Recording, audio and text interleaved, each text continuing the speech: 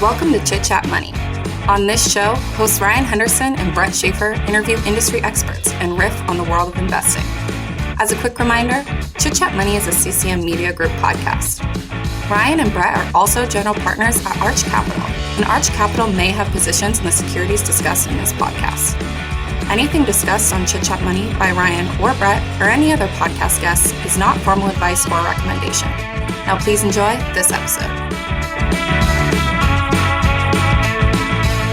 All right, welcome in. This is the Tuesday Not So Deep Dive episode on Chit Chat Money. My name is Brett Schafer, and I'm joined, as always, by my co-host, Ryan Henderson.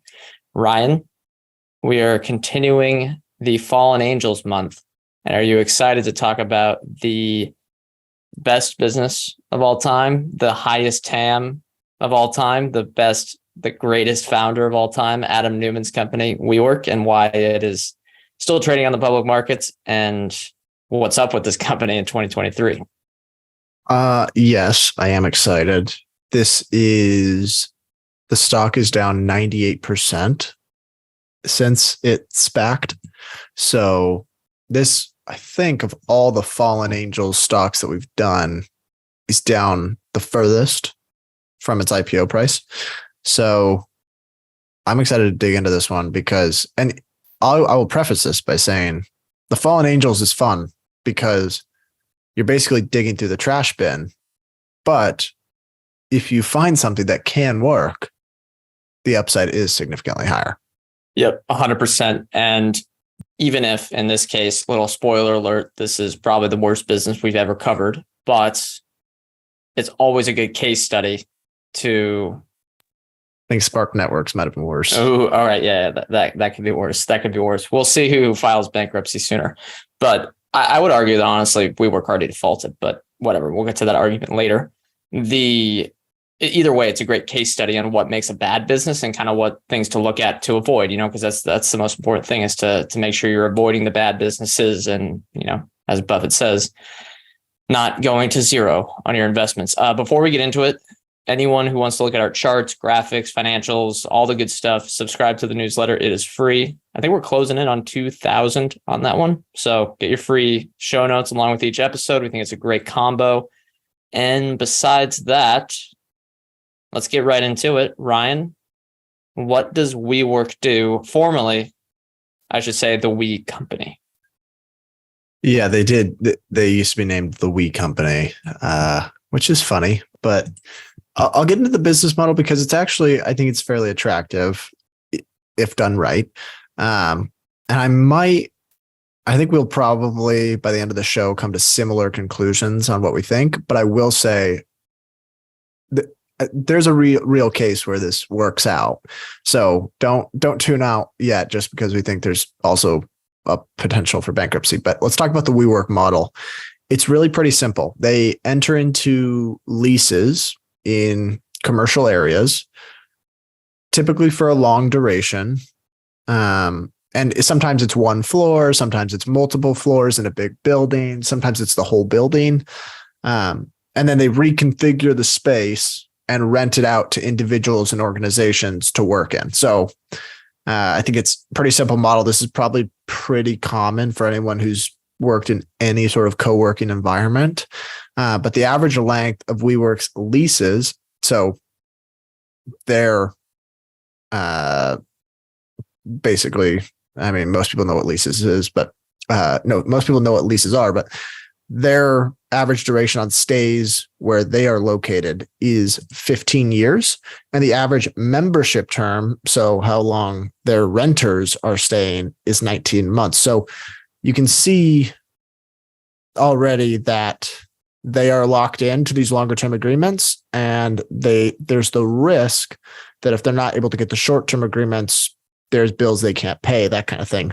But on the flip side, if they're able to get higher occupancy, upcharge, theoretically, it's like real estate arbitrage, I guess, if you want to call it that.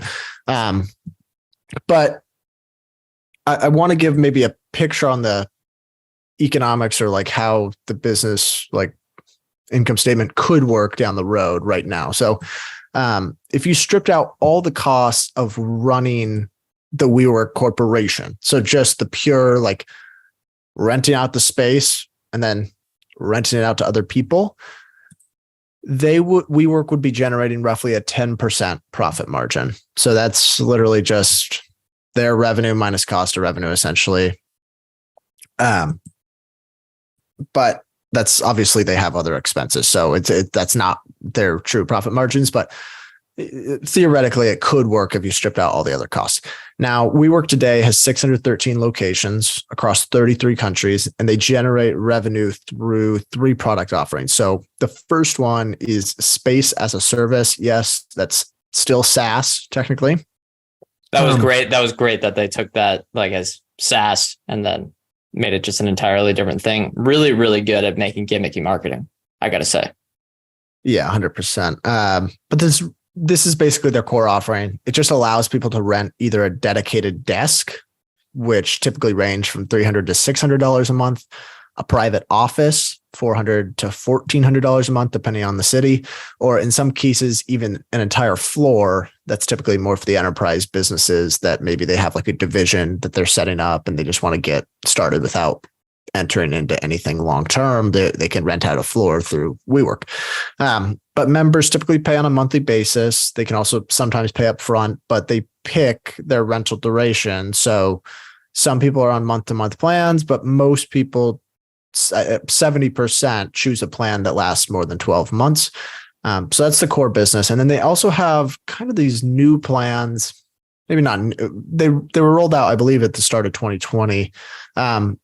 They call it WeWork Access. And so the first one is WeWork On Demand. This is pretty much a pay-as-you-go model where instead of getting locked into, let's call it a 6-month subscription where you're paying for a dedicated desk every month, this is the pay-as-you-go model where people can book a co-working space for, or even like either a desk or a private office for a day or even a couple of hours. So like if you need one meeting, you can just pay $30 to have an office for an hour or something like that. The second one is All Access. So they introduced this in 2020 as well. And it's essentially a cheaper plan that allows people to book desks across a number of locations depending on availability. So you get a lot of the benefits, but there's no guarantee you'll get the space where you want. I believe these plans start at around $130 a month, but they call them hot desks, which is basically just like if there's desks available, you can go in if you're on an all access pass, and it applies to a lot of different locations as opposed to if you just buy the typical dedicated desk, like renting out an office, you're locked into that one location. All access allows you to kind of float between different WeWork spots. However, like I said, not all locations are included in the all access pass, and there's no guarantee that you'll get space. So those are kind of the 2 other offers. All access has actually been growing pretty quickly. And it's a pretty compelling offering. And it's kind of a way, I think, to increase occupancy for what would otherwise be vacant spaces. The last one I'll talk about here is WeWork Workplace. So this is WeWork's office space management software. I think the most common use case for this is if you're an enterprise and you're renting out like a whole floor, this software helps those companies stay on top of what desks are available, what offices are open, which employees are coming in on which day. It's really meant just for the enterprise side of things. Maybe they do some outsourcing, like letting other companies use the software, but I don't really think that's that common. So that's the basics. There's a mobile app. It's pretty intuitive. Honestly, if you just looked at the business, had no idea what the income statement looked like, I think it's a fairly compelling business model. Would you agree? Yeah, I mean, at its core, it's a commodity, but if you build the right brand within some of these capital intensive, well, technically they're not capital intensive, but for all intents and purposes, they are capital intensive. Yeah, the business can work if you have the right brand. You can look at something like hotels, some quality hotels that do well. Although WeWork, office space, I don't know if people care about it that much. You can look at other commodity businesses like banks where, there's trust there, and there's probably economies of scale as someone gets really, really large here, but I'm not sure because, how do you describe it? The all access plan, you get someone on the membership if you only have 10 locations around the world. That's not very compelling, but if someone had 1,000 locations, that could be quite compelling. So yeah, I think there are some advantages here if you can do this right. The thing is it possible to do right? As we'll talk about later, it might be in kind of that Carvana open door bucket where it's so capital intensive. I'm not sure when the profitability actually comes through. And when we talk earnings, that'll show up. Okay, before we get to that though, let's talk history. People have probably heard about the founding story before. There is a docuseries, or maybe it's just a TV show out on Hulu. There's documentaries that have been done. The TV show on Apple TV is fantastic. It's about 6 episodes, and it is, if you like investing, it's quite hilarious. It's really well done. It's the documentary that's on Hulu, right? I think so. Yeah. Scott Galloway has a couple cameos in there.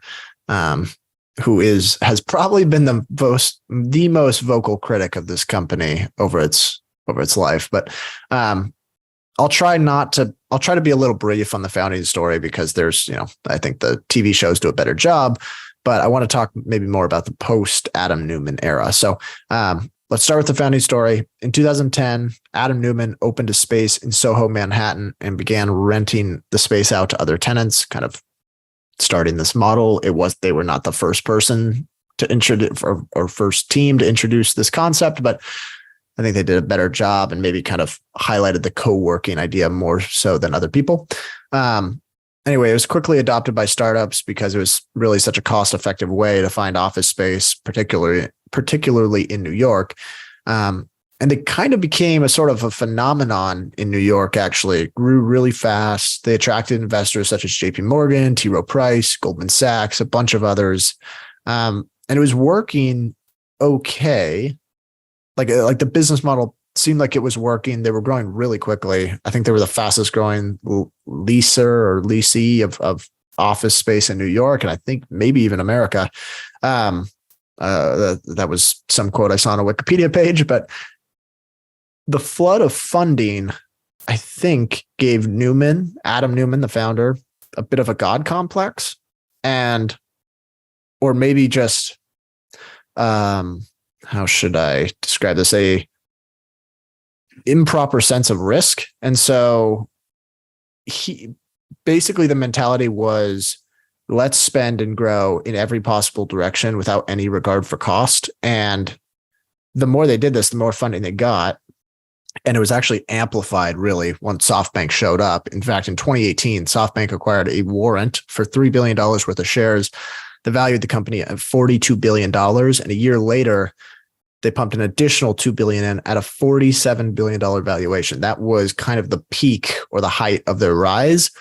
However, later that year, and we can maybe talk about whether or not this was the straw that broke the camel's back, WeWork filed their S1 in preparation to go public.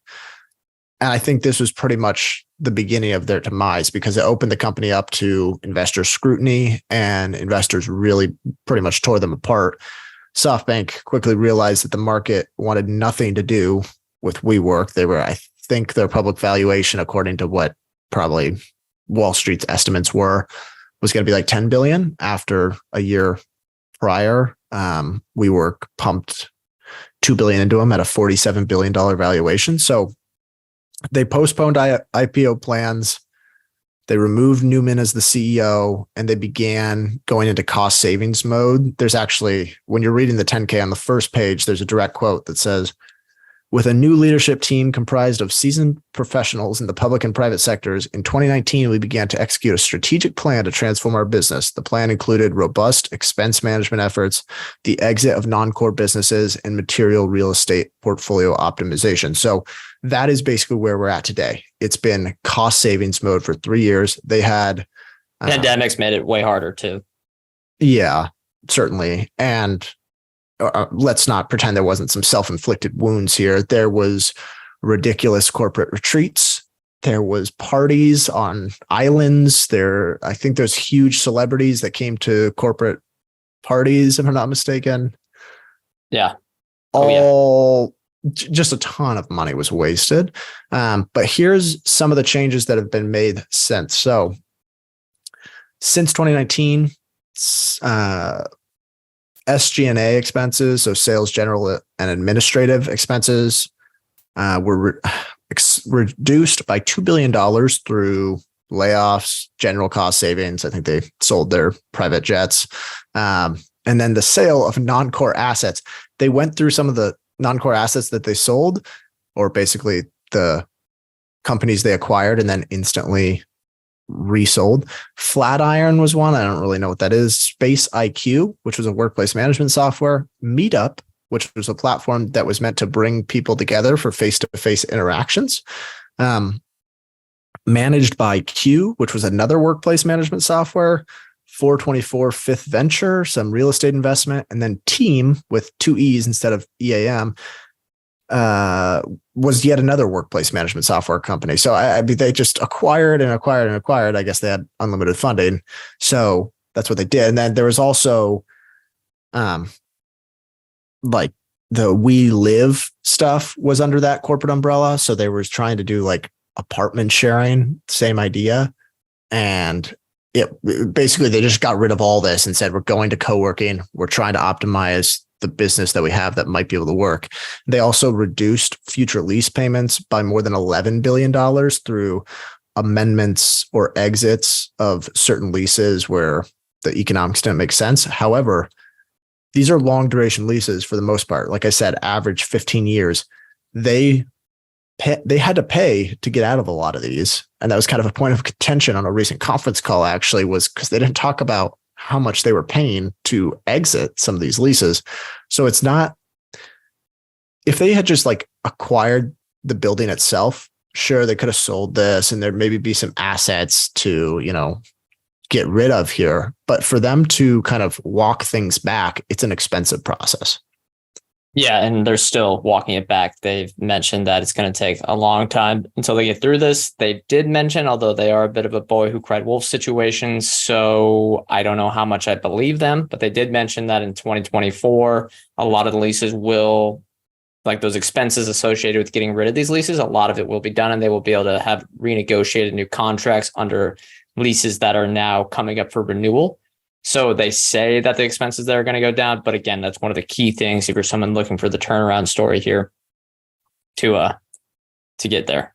Now, I will have one note. Adam Newman is doing that We Live thing under another company. I forget the name, but apparently it's associated. There's something with crypto too in there. He's back. He's doing this stuff. And he says he wants to rejoin the board of WeWork, but I doubt they're going to let him. If you want a good laugh, honestly, look up how is WeWork founded, click on the Wikipedia page and see some of the footnotes or just some of the bullet points of like expenses that they had. They paid Adam Newman $5.9 million for the use of the term the We Company. Yeah, I think he's a known, I think we can say he's a known, maybe potential G word. Grifter. Followed by Rifter. Let's get to the industry and competition, though, as we talk about, talk about Newman, and we'll talk about the business today. They operate in the global office space market, specifically in the co-working category, which the company helped popularize. They're probably the number one brand there. Co-working market is expected to be around $17 billion in 2022 and expected to grow to $19 billion this year and then $35 billion in 2027. So there has been a long-term tailwind within this space. WeWork itself talks about how there are various quote unquote TAMs. They still put out these presentations about exponential growth for co-working by 2030. You can decide yourself whether you believe that. I would be conservative. However, there is generally, I think, an industry tailwind that someone who could be the brand leader here could ride. I would say as a caveat, though, and I made this in bold for the newsletter, given the balance sheet issues, given the liquidity struggles that WeWork has, this will be virtually impossible to maintain the market growth rate unless they go through some sort of licensing strategy, because they're trying to reduce their lease obligations, and taking on a significant amount of new leases may be out of the question for a long time here. Competitors, there are many. They include, I think the number one would be Regis and Space, which are, it's either Space or Spaces. They're under the IWG brand. They're the biggest ones out there. There's Impact Hub. There's tons of them around. There's even local ones. We were at a local one at one point. As a note, I think another broader topic, as we try to study companies on this show, when there is an endless amount of competitors that I can find when I'm doing this section, that is an indication to me that this industry, it might be a commodity industry. It might not have much to differentiate itself with. This might not be a winner takes most industry with oligopolistic factors, card networks, consumer brands, et cetera, et cetera. Now, if we look at their biggest competitor, IWG, I wanted to give some reference here for financials. The parent, again, this is the parent company of their biggest competitors, Regis and Spaces. They grew revenue 18% year over year in 2022 on a constant currency basis, and WeWork grew the revenue by 26% year over year. So WeWork did much better, I guess, or a little bit better. But I would have to note here, IWG is profitable. And then another meta competitor is the industry dynamics around returning to the office or work from home. As we talked about, the pandemic really hit them hard. Everyone seems to have an opinion on what's going to be the end state of work from home or return to the office. Honestly, I have no clue. It really just seems to be really in flux. What do you think, Brian? Do you have any? Everyone has a hot take on work from home. So I'm curious. Any thoughts? I think probably the most important thing is occupancy for the current amount of U.S. office space. Occupancy rates are going to be lower than it was prior to 2020. Yeah. And it might be lower for a while. It's going to be lower for at least a few years, if not maybe 10 years. And I wrote that down as well here. A glass half full perspective, though, on this, because that's a big headwind for someone like WeWork and anyone else trying to rent out office space, is WeWork is gaining market share while the industry goes through this cyclical downturn. Here's a quote from the proxy. At the market level, WeWork's 2022 gross sales in Manhattan were equivalent to 18% of the traditional office market leasing on a square foot basis, while WeWork's portfolio accounts for approximately 1% of total office stock. So they're 18% of the growth, 1% of the total office stock. If we look at a graphic here that I have in the newsletter, maybe I'll share the screen it's pretty easy. This is from a recent Bloomberg report, and it shows that office space in the United States is actually shrinking. So generally, they have a chart here of two things. They have new construction for office spaces, and that's in black. That's on the positive line. And then the negative line is space being removed. Generally, there's a little bit amount of space being removed each year and a lot more of new construction. In 2023, we actually saw that hit negative. So you can maybe spin that as a good thing because we're rationalizing supply, but I don't know how many years we're going to need to rationalize supply. And if it's multiple, as we'll get into it, WeWork's going to be in a lot more trouble. Anything else on that, Ryan, before we get to management and ownership? No, I think it's obviously a massive market to go after. And it's maybe just important to mention that, WeWork isn't the only one in commercial real estate that's hurting a little bit. Like their landlords are in precarious positions as well. Yep. Everyone is in this industry, at least anyone with big exposure to office space specifically. And it could be honestly a good time if they started the company right now, it'd probably be the optimal time to do so. Yeah. With all the funding they have, or assuming they got the same funding over again. Yeah. It'd be a better time to do it. The leases are going to be much cheaper. Yeah. All right, let's go to management and ownership. There has been a recent shakeup at WeWork's executive suite after the stock collapsed this spring. As Ryan mentioned, a lot of those losses, which we'll get into the structure they did this deal with SoftBank. A lot of the losses here on the common stock were this spring. So since February 2020, the CEO of WeWork was Sandeep Mathrani. I hope I'm saying that right. He led the analyst call for Q1 results in May. He wrote a long letter for the proxy statement filed in early May. He was saying things like, this is WeWork's moment, and quote, at the end of the year, 68 of 99 total markets were over 70% occupancy rate, including, New York, London, San Francisco, and making up 75% of revenue. All sounds nice, right? He was talking about occupancy rates getting higher. Everything sounds good. Well, the board of directors didn't think so. And as we get into the earnings next, you'll see why. On May 16th, WeWork announced that Mathrani would be leaving the company effective only 10 days after this on May 26th and getting replaced by an interim CEO from the board named David Tolley. Tolley actually only joined the board of directors earlier this year. So it sounds like he was ousted. Sounds like we don't really know exactly what happened. Obviously, in the press release, they all said, blah, blah, blah. We love each other. We're the cult of we, blah, blah, blah. But it looks like this was pretty big time conflict here, as I would say. Other notes, I guess, from the proxy, SoftBank can have no more than 49.9% voting power on the stock. And as we get to the ownership table here after the deal that Ryan will probably mention in the balance sheet section, they own 88% of this company. So I thought that was really interesting. They had $1.5 million in director compensation in 2022. Adam Newman still owns 20 million Class C shares, but they have been voted to be equivalent to just one vote per share now. So that got changed. So he doesn't have any control of the business anymore. David Tolley, who's the interim CEO, owns 0 shares of the stock. And in 2022, the board paid the executives, again, the stock that's now 99% here, they paid them $3 million in cash bonuses for, quote, hitting strategic objectives. That was the biggest red flag for me. Mathrani, the guy who just got ousted, was paid $6.5 million last year. Again, I will highlight on the ownership table here, SoftBank as a combined entity owns 88% of the stock. Ryan, let's move to earnings. And if you have any thoughts on management ownership, give them if you want. Yeah, I mean, it's funny, like hitting strategic objectives. It's kind of such an abstract, yes, technically they brought Mathrani in to try to reduce the cost structure. And he did do that. But he got paid a lot of money and they're still not in a sustainable place. So I don't know. I guess he did technically do his job. And you know what? I think I listened to the conference call, the most recent quarterly conference call, as opposed to reading the transcript like I normally do. If you go and listen to it, you will not be surprised why he was probably ousted.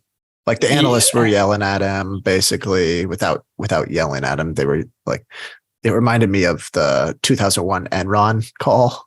Yeah, I remember reading it when I guess I didn't listen. It would have been fascinating. But that one analyst went back and forth. It was like, you promised free cash flow 2022, it didn't happen. And promised free cash flow early 2023, it didn't happen. Now you're pushing it out to late 2024. And then the SoftBank deal, which you'll get into, totally screwed every other common stockholder. I felt like they probably felt like Eduardo Saverin from The Social Network when the guy brings the pen. And he's like, why don't you sign this, Eduardo? And then, yeah, but we don't need to go down that rabbit hole. But why don't you get earnings?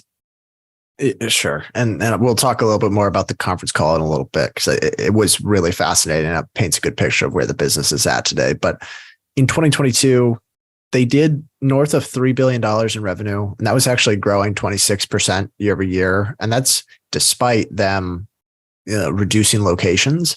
So the big highlight there is that occupancy rates in general, relative to COVID, have certainly accelerated. So over the last year, they went from 65% to 75%. There was a little bit of slowdown in the most recent quarter, but the Sandeep did call out like a couple legit reasons why that might have been affected. Like there was a big enterprise customer in the UK that kind of hurt it short term, and that it's more of just a seasonally slow quarter also. So in general, occupancy rates have gone up, and that's really helped the company grow the revenue line. Average revenue per membership has been basically flat over the last year. However, when we get to the expenses, this is where it's concerning. Operating losses of $1.6 billion in 2022. That's a minus 50% operating margin. But that does not paint the whole picture because they pay $500 million in interest expenses annually, or they did last year. So the net loss is more than $2 billion. Now, the most recent quarter, I'll go through some of the numbers, but the big thing that happened was this recapitalization, essentially. So let me go through the revenue first. It was up, I think, 11% year over year, higher occupancy rates relative to last year. But like I said, it's actually quarter. It's down. Yeah. That was I think that was a huge negative. They thought it was going to approach 80% and actually tick downward, which I guess is not a surprise looking back now that we've seen vacancies rise. But in late 2022, I think you would have bet that the occupancy rates would have continued to climb. Yeah, still, I mean, it's still up year over year. So that's why you're going to see the revenue figure move up. But at this point, you can start to look at this business. I think you have to start looking at them sequentially, which means on a quarter to quarter basis, because you don't know how long they're going to be around for. So you got to get the most recent data you can. Operating margins have improved. They're negative 24% now. Net margins are below negative 30%, but they are guiding for positive adjusted EBITDA next quarter. Now, if that meant anything, that'd be great, but it does not, because the interest expense is enormous. And so it's along with depreciation and amortization, which are both really certainly real costs for a business like WeWork with so much property and equipment. But I guess the important thing to understand earnings wise is that management has now laid out a business plan that assumes they can be free cash flow positive by year end 2024. They have consistently pushed that back. So there's no promise that'll happen. And frankly, the CEO and the CFO made some, I think, bold statements in the most recent conference call that may have hurt them, because they talked about any chance of raising capital. And I don't know, they made projections that I felt like they probably had to make to please shareholders, that maybe they might not be able to meet. But let's go through the balance sheet, because like we've alluded to, they just did a big and really complicated recapitalization with a bunch of convertible debt. So it's a little complicated, but I think the important thing to understand here is that if you're looking at it for 2022, the interest expense then is not going to be carried forward because they were able to reduce their short-term cash interest expense. So let's go to the assets first.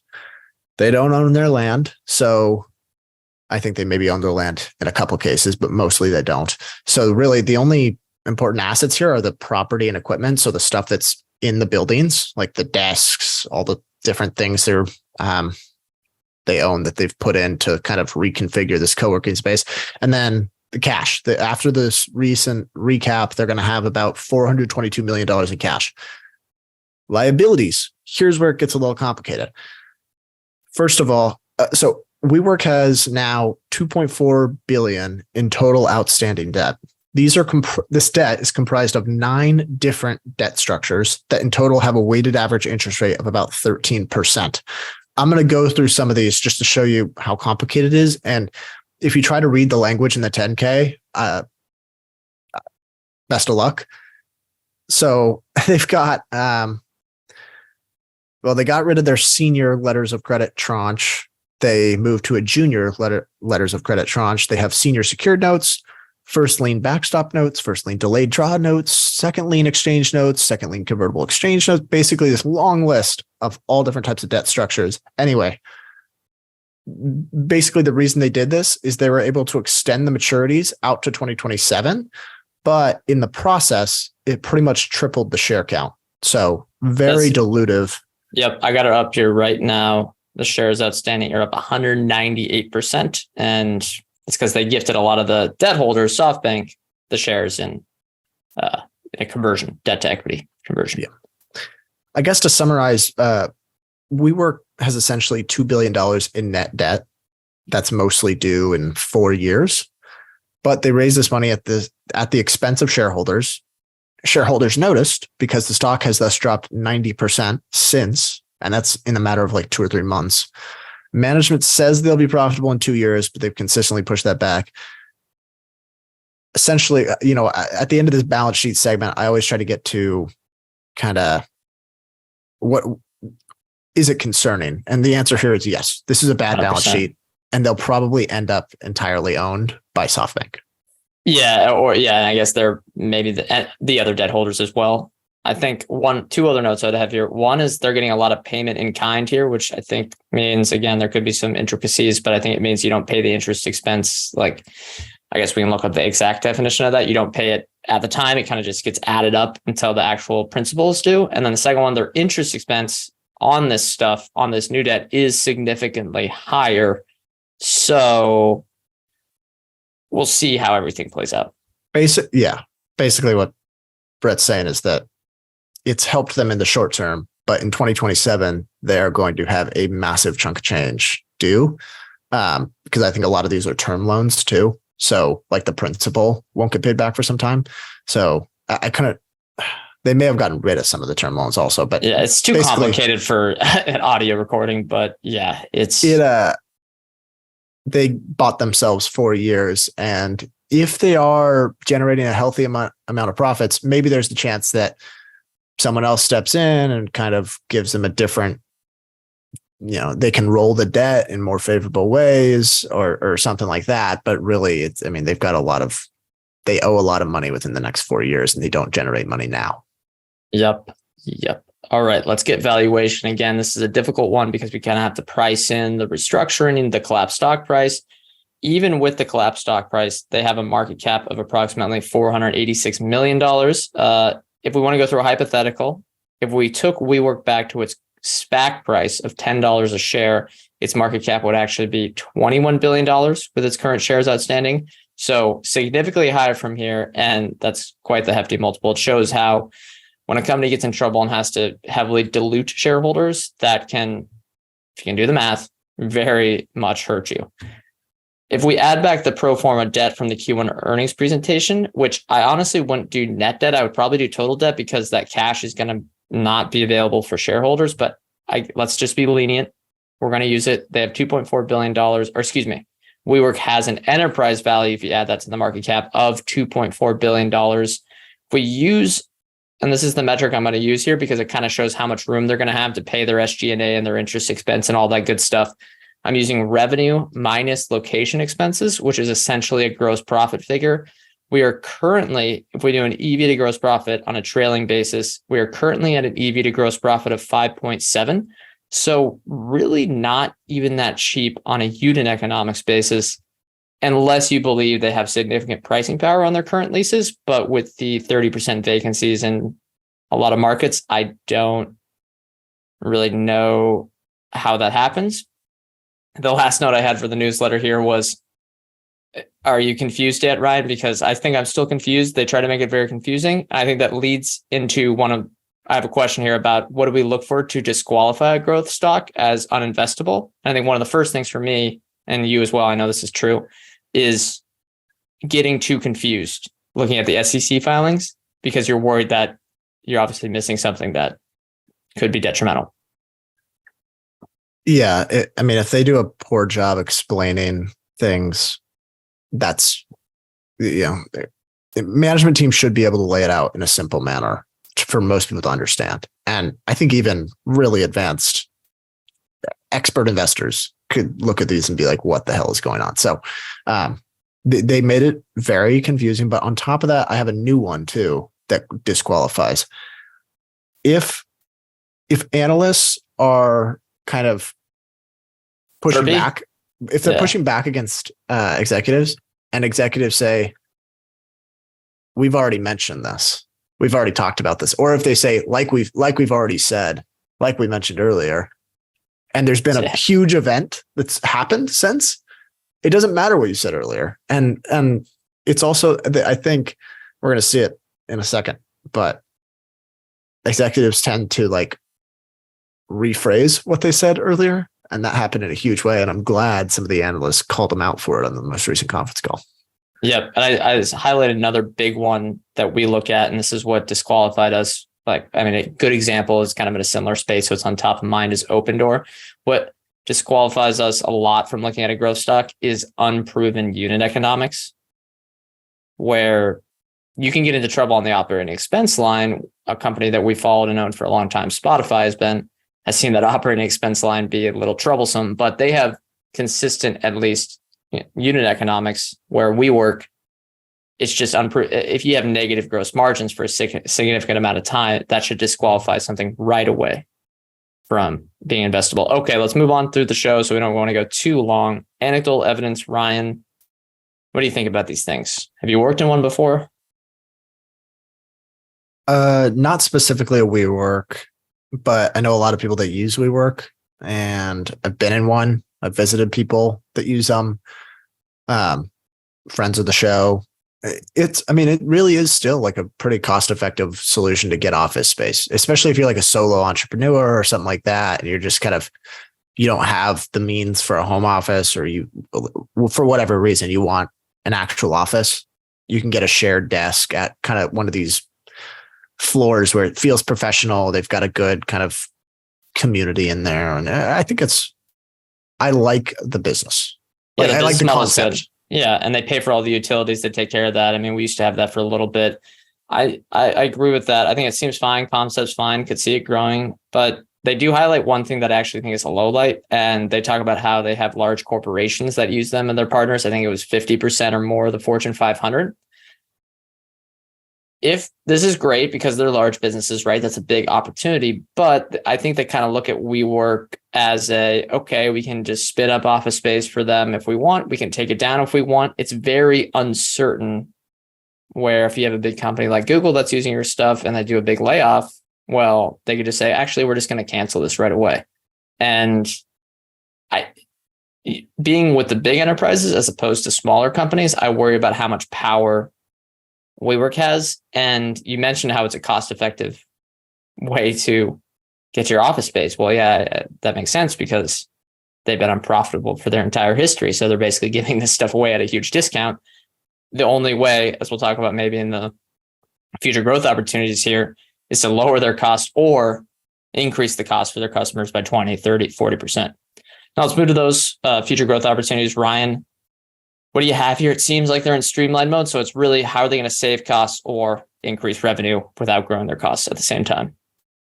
Yeah, well, I'll say I do like the all access memberships, and you're going to talk about that.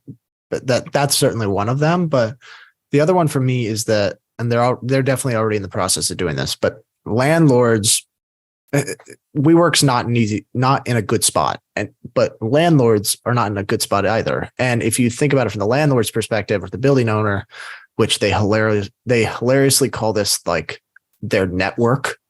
Oh yeah.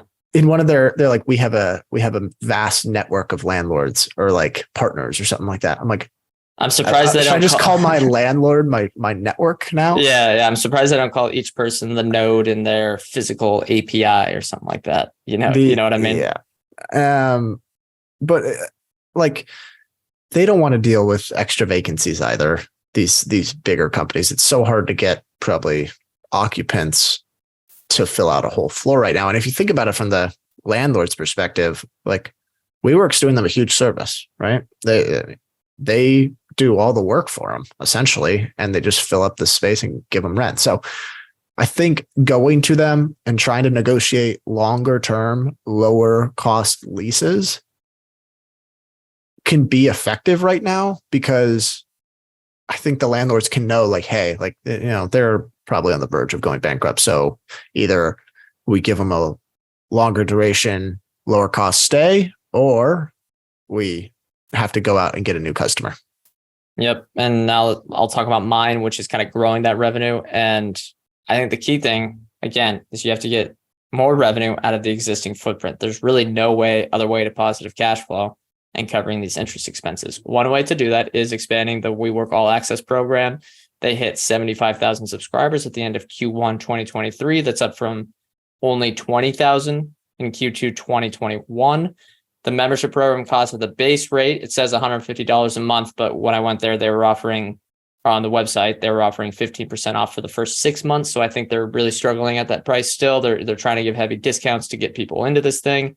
And essentially, like Ryan mentioned, lets you work at any of the locations, any day of the week. Or not any of the locations, but a good amount of the locations, any day of the week. You just have to book ahead of time. And yeah, there's risk there, but it's also very flexible. Last quarter, it hit $59 million in revenue, which I think was around 7% of overall sales. So quite sizable, and it's growing quickly. But again, it needs to grow much, much quicker if it's going to be that significant in the next few quarters for them to get to that positive cash flow. Ryan, let's move to highlights and lowlights as we move to close things out. What did you like, dislike about this business? Well, I guess my highlights, they are in some ways a verb, kind of. They've like willed themselves to being the go-to name in co-working. So that's, I guess, it might have cost them a lot of money. And I will mention, actually, let's do a quick trivia. What do you think their cumulative net loss is since inception? I think I saw this. It was like 16 billion, 14 billion, somewhere in there. 16 billion. So it cost them just $16 billion to be the premier brand in co-working. Maybe it'll be worth it eventually. I guess other than that, I do like the model, or I like the concept. And I think if it's run properly, it can be a win-win-win for everyone. It's a win for the landlords. It's a win for WeWork because they can upcharge a little bit. And it's a win for renters because they can, or for people that are using the space because they can get a cost-effective way to, have office space.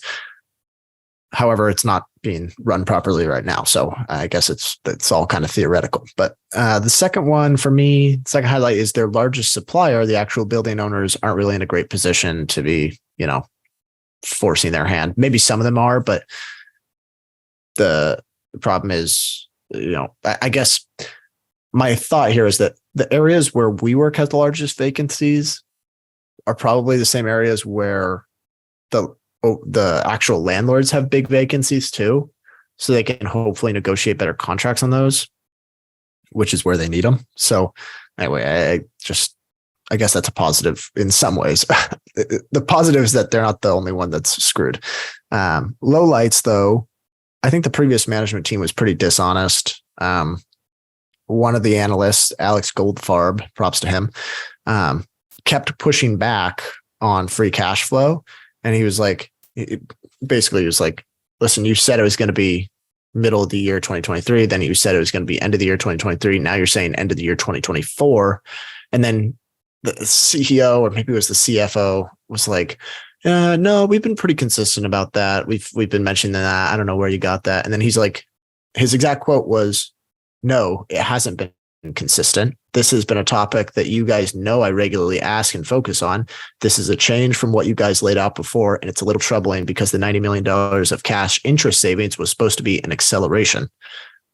And then there was kind of like a bit of a long pause on when you listen, and it's kind of funny to hear those because you don't see them in the transcripts. What did they respond and say?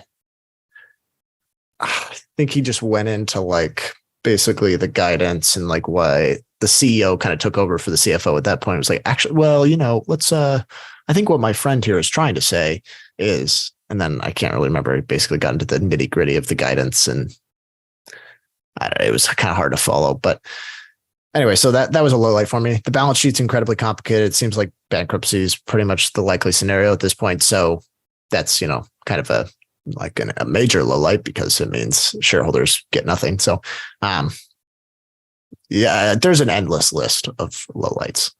Yeah, I wrote down on my lowlights page. Do I even need to write them down? But the highlights, though, I think I have the same one. The brand is strong among tech and startups. If the startup cycle kind of reverses, we get a lot of startups going. Yeah, that could help spur demand. And it can be more cost conscious. But I think today people may be more price sensitive across looking at the various co-working spaces, because I know when we looked at some, there's about 10 different offerings maybe we looked at, and we just went, hey, what's the one that's not terrible, but a decent price? And you can negotiate down about $100 a month. I think it's still a good value though, because they take that holistic fee or one fee, and you basically don't have to cover anything. They do utilities, they do everything, they do your mail, everything like that. So you don't have to worry about a lot of stuff. And that is quite valuable. I think there's a really good price to pay for that. And I'm surprised they haven't pushed price even further. I would do that on a per month basis, because what was it, in the 400s range? I think honestly they should go higher, but maybe they're not comfortable with that. Maybe there's a reason they're not comfortable with that, because that would significantly increase vacancy rates. And then the other highlight for me is that the business model has worked. If you look at IWG, which again is Regis, they're profitable. They were struggling when WeWork was going crazy, and that was due to WeWork, but they were profitable last quarter, even with this vacancy stuff. And this business model can work. They don't even have nearly as strong a brand as WeWork. So yeah, I think lowlights though, you still got the Newman ick here. Their aggressive cost structure is still sticking around. Gross margins are barely positive, blah, blah, blah. Yeah, they're going to run out of money. They have 12 executives. Yeah, you did see that, huh? I did see they had 12 executives for a company that's about to go bankrupt. And they also are, again, struggling with costs and paying their directors a lot of money, paying their executives a lot of bonuses, paying for a compensation consultant to give them cover to pay for all this stuff. Yeah.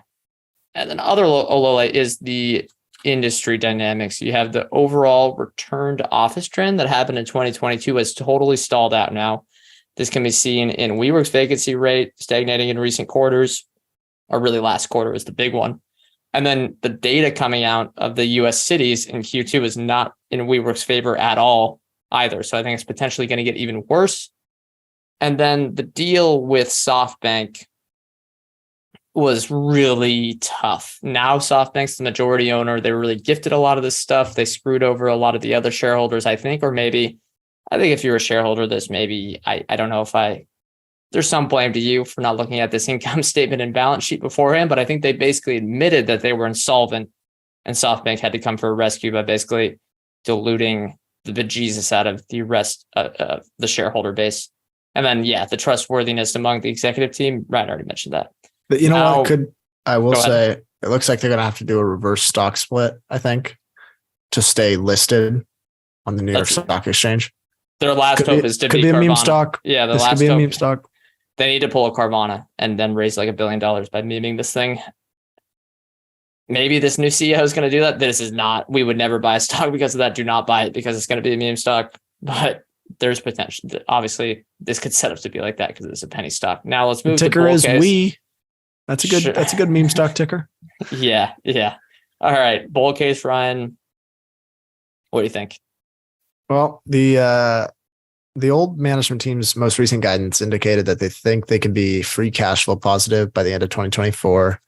If they're able to do that and they don't have to raise any more money, there's a path to sustainability until the bulk of the debt comes due. And maybe really, if they can be generating consistent cash flow, like maybe there's a chance they roll the debt and kind of get out of this hole.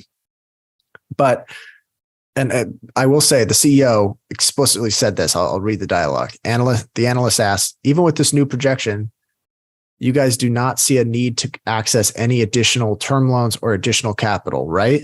And Sandeep Mathrani, the CEO, said, correct. So if he's honest there, but maybe that's why he was canned. They need to get more. They're going to need more money like now. But if that's right, and they do get to free cash flow positive by the end of 2024, let's call it 2%, maybe 3% free cash flow margins. We're looking at 75, maybe $100 million in free cash flow on the current revenue base. Who knows whether that'll be up or down by that point because they are still getting rid of a lot of their leases. I think the equity could be worth something in that case. It's priced so low that, yeah, the equity could be worth something. But again, we'll talk about the bear case. It's pretty simple. There's likely going to be dilution. SoftBank could take you out. Yeah, they could just file for bankruptcy and then SoftBank already takes this over. You know, it's a very high risk situation. Maybe if you believe in the story, it's probably too cheap. Maybe if you believe in the story, you buy some options here. That could be the way to play it, but it's still very, very risky, but high risk, potentially high reward. It's just such a sticky situation. We're trying to pull the bull case into here. I think long story short, it's very, very risky. But if they pull things out, it's probably a 10 bagger. Yeah. But all right. Let me probability is probably pretty low on that. Let me put some numbers in here for that. So on how far away they are from generating positive income. 2022, WeWork had $1.7 billion in SG&A, pre-opening interest and capital expenses. This excludes depreciation and other non-cash charges. In 2022, they generated $331 million in gross profit, which again is revenue minus location operating expenses. Can they get to $2 billion in gross profit through price increases and better lease negotiations, basically getting a better spread there? Maybe. Ryan's shaking his head, but they're still a long ways off. And I would bet it's multiple years until they get there, which is, again, why I would bet. I don't think this company exists in a few quarters, or if SoftBank takes this over. I think that's pretty clear it's going to happen. Bear case though, Ryan, I think it's easy. They're just run out of money, right? Unless you have any other final thoughts. Yeah, I mean, they don't make it to profitability, which seems like a very possible scenario. And the equity is worth zero. Yeah. You lose 100. The downside is you lose 100% of your investment. And now we've been kind of making fun of SoftBank here because they've they just screwed all the shareholders. They are one of the largest shareholders. They're left holding the biggest bag of anyone here.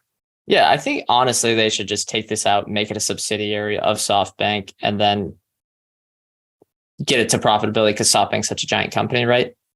I think they just have to do that.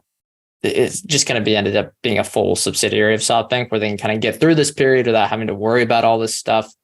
I don't know why they haven't done that already, but who knows? Because they got outside shareholders footing the bill for some of it. I guess for not much anymore with that price. Okay, let's wrap things up. We're finishing out the Fallen Angels month with a stock that we are actually interested in. It's called Coupang, a South Korean company. We don't own it, but we'll go through why we kind of like the company, give some blah, blah, blah, all the Arch Capital episode type stuff. Going to be a really fun one. Thank you everyone for listening. As we give the disclosure here, we are not financial advisors. Anything we say on the show is not formal advice or recommendation. We are general partners at Arch Capital, and clients may hold securities discussed in this podcast. Thank you everyone again for tuning in. Hopefully getting a good case study on a company that goes down 99%. And we'll see you next time.